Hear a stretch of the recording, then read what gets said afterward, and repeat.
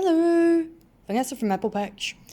So we're now into week 2. This is the second block from week 1 out of my Tilda scrap fabrics, and the block that you're going to be doing first in week 2 is called a spool block. And you might notice there's a lot of similarity between this block and this block. The only real difference is we've got half square triangles in all 4 corners. So you'll notice as we work on these blocks, most of the blocks build on what you've done the week or the couple of weeks prior. So I have pulled my fabrics from my group A pile of Tilda scraps. And when I look at the pattern, and of course you're going to have written instructions along with this, and the rest of this page that has got the measurements on it, I can see we've got 4 half square triangle blocks, which means to make 4, I need to cut 2 squares from 2 fabrics. So here's my 2 fabrics here. And when I've pulled them from my scrap, I've made sure that my piece of fabric here is long enough for me to cut 2 squares. Now I do use the oversized method, so I cut my squares a little bit larger so I can trim them back after I've sewn the triangles together. So I'm going to cut 2 squares out of the fabric, and I've layered my 2 pieces together.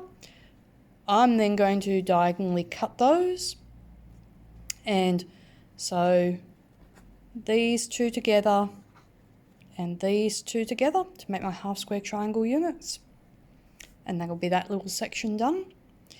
Also on the pattern we need 3 squares out of on the pattern it's a greyish colour. So here's another piece of fabric I've got. I've measured this one up and I've double checked that I can get 3 squares cut out of that piece. So the other piece I've got to cut is 2 squares, which you can see here.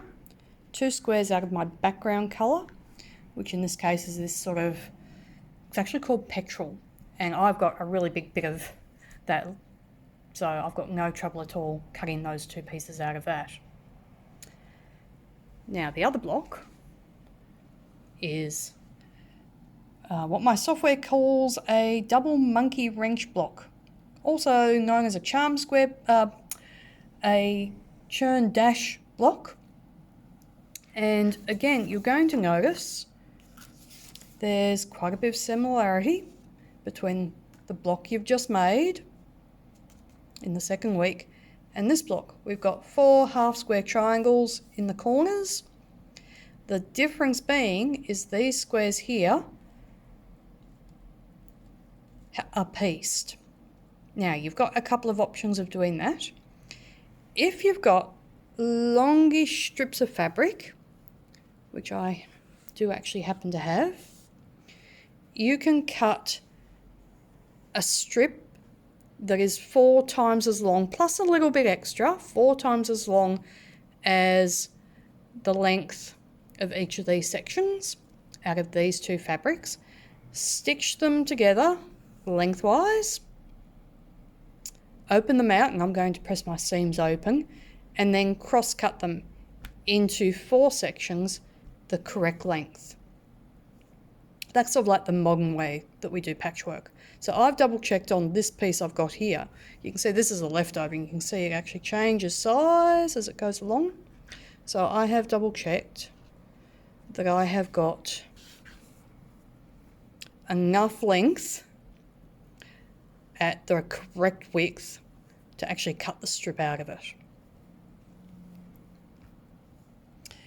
The other thing I need for this block is a centre square, and I've got quite a large bit of that fabric left, so I've got no problems at all cutting my centre square out of my scraps.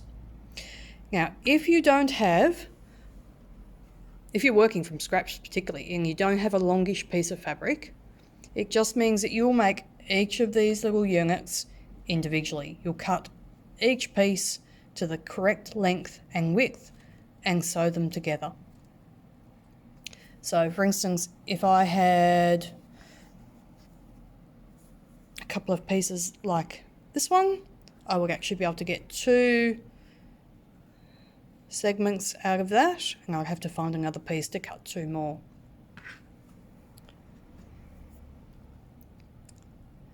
Okay, I think that's mainly it for this video, and I'll do another little video as I'm sewing them together. Okay, bye.